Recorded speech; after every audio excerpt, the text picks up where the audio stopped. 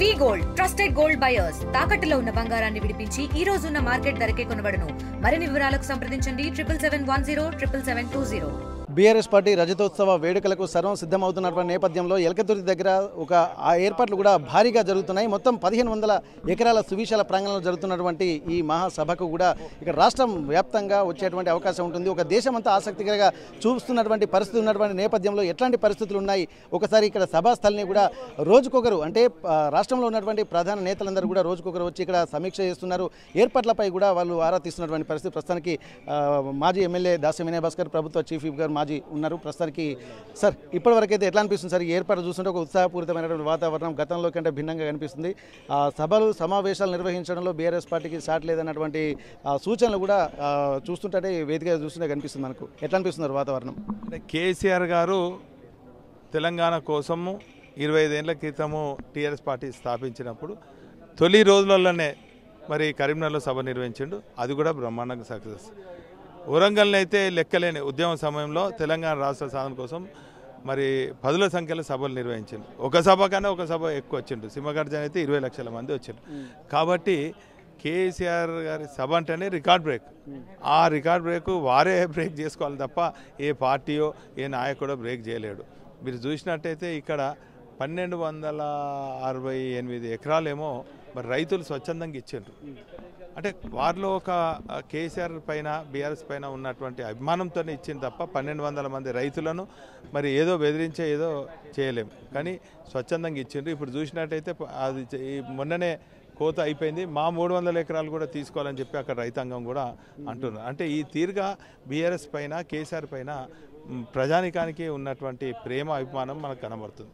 కాబట్టి ఈ సభ బ్రహ్మాండంగా లక్షలాది మందితోని మరి విజయవంతం అవుతుంది. ఇప్పటికే మాకు అంచనాలకు మించి మాకు అంచనా దొరుకుతలేదు. మేము గత 5-6 రోజుల నుంచి మా డివిజన్ల వారీగా మరి వేరే రూరల్ ఎమ్మెల్యేస్ మరి గ్రామాలలో మరి సమావేశాలు నిర్వహిస్తే అసలు మాకు అంచనాలు దొరుకుతలేవు. మేము వస్తాం అని అంటున్నారు.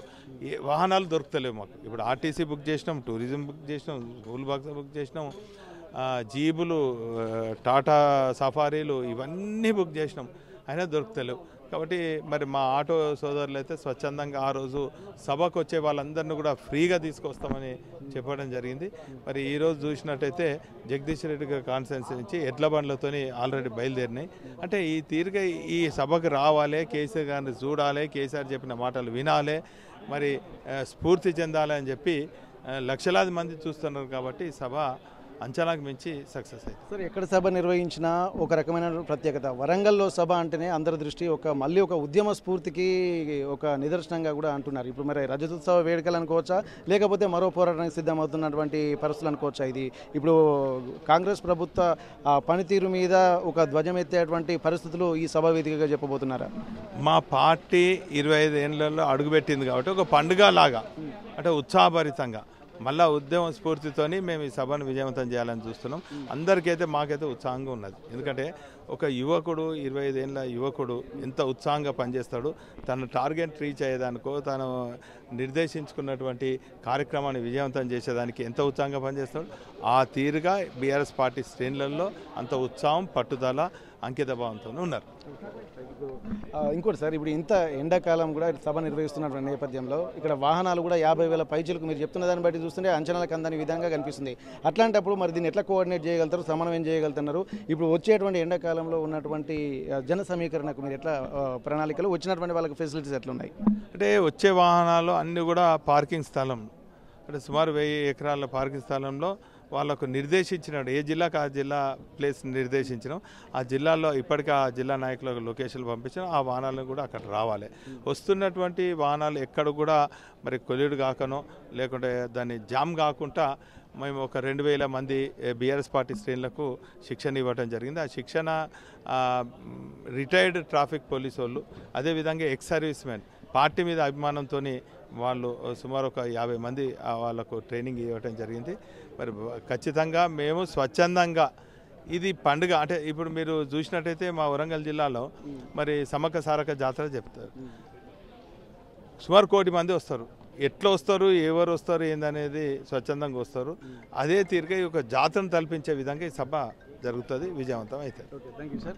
అయితే ఇక్కడ రాబోయేటువంటి జన సమీకరణ దృష్టిలో పెట్టుకుని కూడా ప్రత్యేకమైనటువంటి ఒక ప్రణాళికల వల్లనే వెళ్తున్నారు. ఎందుకంటే ఇప్పటికీ సభకు వచ్చేటువంటి జనాల సంఖ్య చూస్తుంటే మాత్రం అంచనాలకు కూడా అందలేదని చెప్పి అంటున్నారు. ఏదేమైనప్పుడు కూడా వచ్చేటువంటి వాళ్ళ కోసం అలాగే వాహనాలు కూడా విశేష స్థాయిలో వస్తాయి కాబట్టి పార్కింగ్ కూడా ప్రత్యేక స్థలం అని చెప్పి చెప్తున్నటువంటి పరిస్థితి. ఇది ఈ 25 సంవత్సరాల వసంత వేడుకలుగా వీళ్ళు అభివర్ణిస్తున్న నేపథ్యంలో ఒక కార్యకర్తల్లో కూడా ఒక ఉత్సాహం అయితే కనిపిస్తుంది. కానీ ఇక్కడ 25 ఏళ్ల నవ యువకుడిలాగా కేసీఆర్ గారి దిశా నిర్దేశం ప్రకారం కూడా ఇక్కడ ప్రత్యేకమైనటువంటి ఒక ఆలోచనలతో ముందుకు వెళ్లే విధంగా ఉంటుంది. ఏదేమైనప్పటికీ కూడా ఇక్కడ దీన్ని రజతోత్సవ వేడుకలతో పాటు ఒక సమరశంఖం పూరించేటువంటి సభగా కూడా ఇక్కడ ఉన్నటువంటి వాళ్ళు అభివర్ణిస్తున్నటువంటి పరిస్థితి. ఎల్కతుర్తి సభా ప్రాంగణం నుండి కెమెరా పర్సన్ వంశీతో వెంకటరత్నం, RTV వరంగల్. మరిన్ని వీడియోస్ కోసం ఛానల్ ని సబ్స్క్రైబ్ చేయండి. లేటెస్ట్ అప్డేట్స్ కోసం వాట్సాప్ ఛానల్ ని ఫాలో అవ్వండి. ఆ లింక్ డిస్క్రిప్షన్ లో ఉంది.